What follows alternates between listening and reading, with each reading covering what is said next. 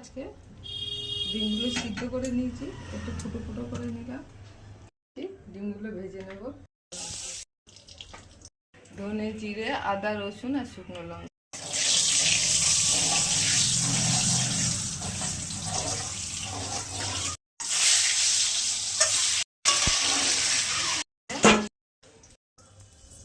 একটু জিরে আর শুকনো লঙ্কা মশলাটা দিয়ে কষিয়ে এটা দিয়ে অল্প একটু জল দিলাম, হলুদ দিলাম, হয়ে গেছে, জল দিয়ে দিলাম, দিয়ে দিচ্ছি। নামানোর আগে একটু গরম মশলা দিয়ে নামিয়ে নেব। কষা একটু গরম মশলা দিচ্ছি, এবার নামিয়ে দেবো।